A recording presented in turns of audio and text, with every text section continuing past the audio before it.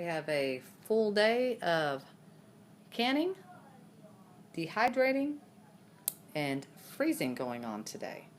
I've got tomatoes that need to be canned, and I've got a few more I'm going to add to that. I went ahead and I peeled them yesterday, dipping them in boiling water, and I'll can those up today. And then the green beans, I've decided, I already canned up, I think I've got like 20 some jars now, so I'm going to go ahead and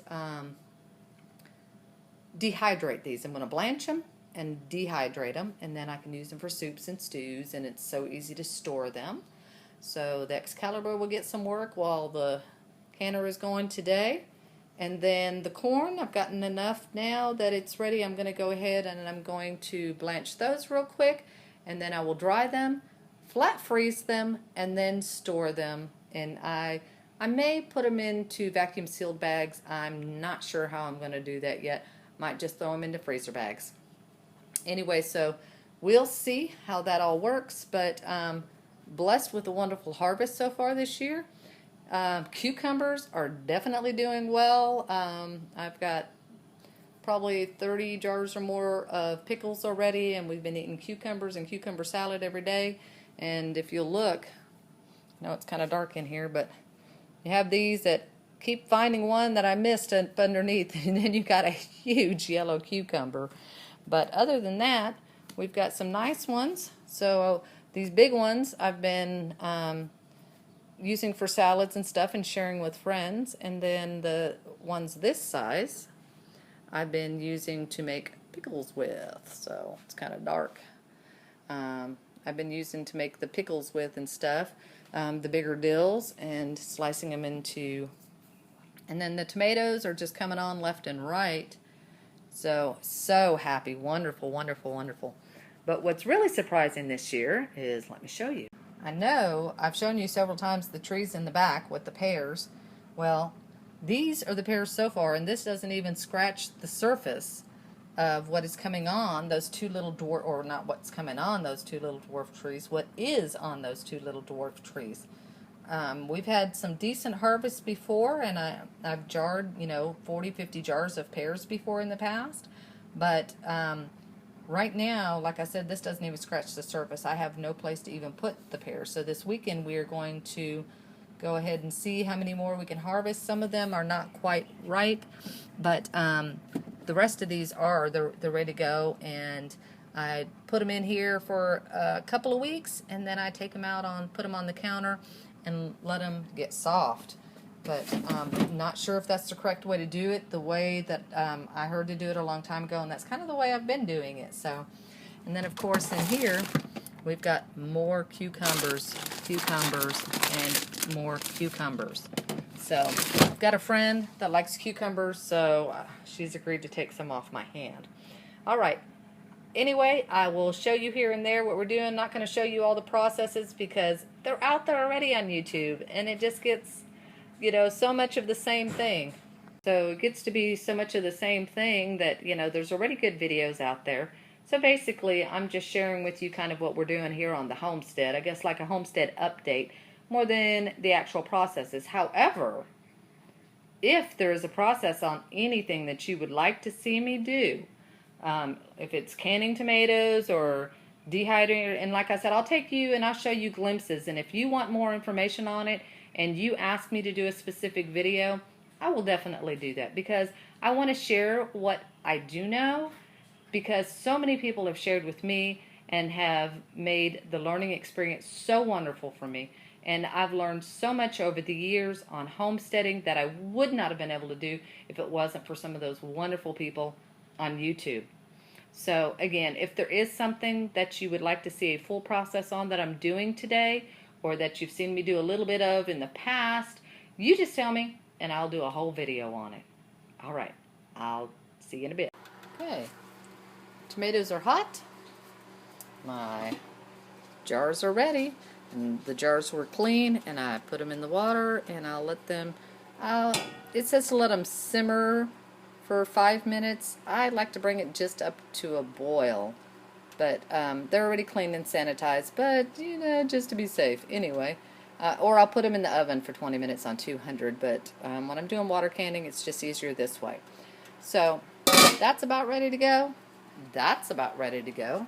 So I'm going to go ahead and get canning. And I am water canning the tomatoes today. Because with tomatoes, most of you already know, you can either water can or you can pressure can them. If you water can them, you have to add additional citric acid or a form of acid, so you can use lemon. They say, you know, like bottled lemon because it's concentrated. So you can use that, or you can add citric acid. Either way, I have both. I usually just go ahead and add lemon if I'm going to water can, and I just wanted to water can it because I plan on doing all these other things today. Then I'm going to be using water and blanching, so it'll just be an easier process.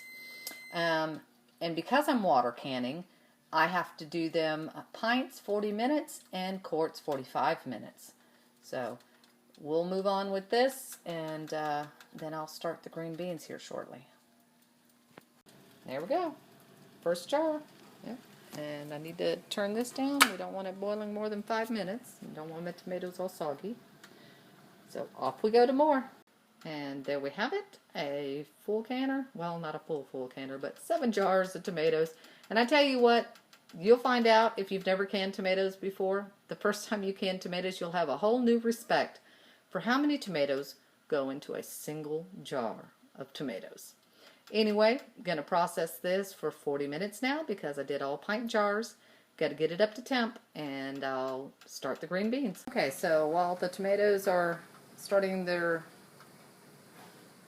40-minute processing time, I'm going to go ahead and get the green beans started. We'll start by just, you know, trimming and stringing them, and then I'll blanch them. I'll show you when we get there as we go through the process. It's just finished. Water is hot. I'm going to get it to a boiling point. I didn't want it boiling too long. And beans are all trimmed and cut. That's a time-consuming process. I should have gotten Jonathan's little hands in here doing that. But, so I'm going to blanch them well, actually I'm going to wash them again real quick. Then I'm going to blanch them, and then I'm going to cover them with some ice to cool them down real quick, dry them, and then get them onto the dehydrator. So, I'll show you when we get there. Okay, so, blanching the beans, like I said, going to give them about 2 minutes. They turn that nice bright color, and then once they get that nice bright color, then I'm going to drain them and drop them in some nice cold ice and cool them down very quick. Okay, and what I did to help it cool down faster is I actually put it into 3 separate bowls, or colanders, 2 in the colanders and 1 in a bowl. And I've got ice on the bottom, and then I put ice on top, and then we can just mix it around because we just want to cool it down.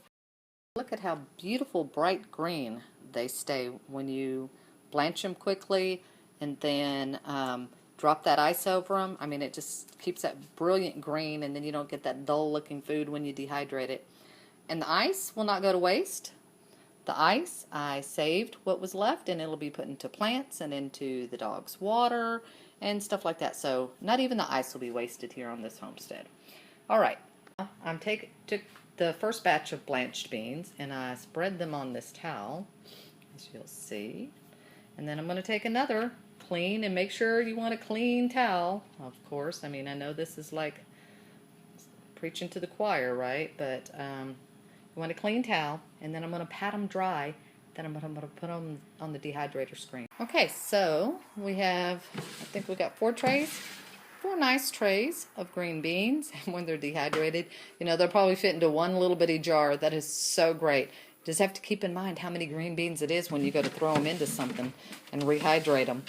But I'm going to put them on 125, which is what my Excalibur dehydrator tray says I should do.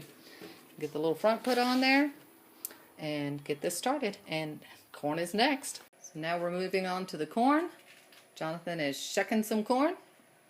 And we've got some in the pot here already. Let's see if I can do this slow and not make everybody dizzy. And there's a pot full. So we're going to bring those to a boil, get them nice and bright. And you'll see some of them are kind of funny looking. I don't care. This year the corn just really tastes good. So, anyway, gonna get that to a boil, get them nice bright yellow, and then we're going to do just like with the green beans, going to drop some ice on it, and then I'm going to put them on a sheet pan and pop them in the freezer so they can freeze individually before I put them in bags. Just makes them so much better and they don't get stuck together with a bunch of ice. So we still have these left, and then we have a few more ears of corn that are still going out there, and those we'll eat fresh as they come in because that's what we've been doing up until this point. But then when you get to where you have, 30 ears of corn, well, that's a little bit lot to try to eat every day, and you just don't want that much corn. So anyway, this is a great way to store your corn for using it throughout the rest of the year.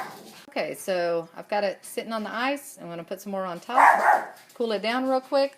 Delilah's excited. She just caught a chicken. It was out of the yard. And my little chicken hawk, hold on, let me see if I can calm her. Yeah, I took her outside for a walk, and I was putting Burr out back, and she just started squawking and acting crazy. And then the grass next door to us at the neighbors, because it's abandoned right now, is really tall, so I couldn't see, but apparently a chicken had gotten out and was hiding out in that grass. And I let her loose and let her catch it. And I thought, well, we're about to find out if she'll hurt it or not. I didn't think she would because she's so little. The chicken's practically bigger than her. But she did great. I told her to go get it. That thing tried to take off and go around circles in the trees and stuff. Oh, no. Delilah was so fast. She was like lightning on her feet. And she had that little thing, and she held it by the tail feathers until I came over and picked it up. I was so proud of her. She really did a good job. So our little chicken hawk proved to be pretty good. I was, like I said, I was always a little bit concerned that she might hurt one, but she didn't. And that chicken just, they'll squat and lay like, real still. But great job, little Delilah. Anyway, back to the kitchen. 3 eggs. 3 eggs. All right. 3 eggs to add to the food collection today. Huh? Yes. All right. I'll just set them there and I'll put them up. Thank you. You're welcome. Then one by one, I'm going to put them on this sheet pan. And this is a piece of parchment paper. I baked some bread on it, so I'm not worried that there's anything really on there. Anyway, so I baked the bread on it, but I'm going to use it to put it in the freezer so they don't stick to the sheet pan. And I'll put them in the freezer probably at least an hour, because like I said, I want them frozen, but I don't want them to have ice crystals on it. So in the back freezer that I have, we have a stand-up freezer. I'm able to slide the entire sheet in. So as long as I don't have it overpacked, which I don't think I do right now. So I guess we're about to find that out. I probably should have checked that sooner. But if not, then we have a bunch of corn ready to go. Anyway. Okay, so here's the frozen ears, and you'll see they're nice and solid. That's what you want. You want them individually, not soft. But you don't want ice crystals on them either. So that way when they freeze, when you put them all together and freeze, then they don't get all stuck together. So I was trying to think about how I was going to do them. And sorry it's so dark there. Decided I'm just going to go the easy route. I have a bulk thing of aluminum foil, and I'm just going to wrap them in aluminum foil and right on them and toss them in the freezer. Make it easy, because I'm ready for this day to be done now. Alright, well, the green beans are looking pretty good, and we'll check them in just a bit. It's been about 5 hours, and I was removing some of them because I had different types of beans in there, so some of them have dried up already, and some of them are still, like this one, have a little ways to go. But this right here is almost an entire tray. So that's how small they dehydrate down. So I'm going to go ahead and pick through the second tray, and we'll see how many we have then and put the rest back in. Okay, so that is 4 trays of green beans now, dehydrated, and will be ready to be used in soups and stews. And they're best that way. I don't really care for like rehydrating them and using them any type of way like you would a regular green bean, like just plain. But for soups and stews and anything like that, they are great. Let's look at the tomatoes that we got. And there's the tomatoes. We got 2, 4, 6, 7 jars of tomatoes. And then, of course, we did 6 packs of 6, so 36 ears of corn roughly that we packed away. Not bad for a day's work.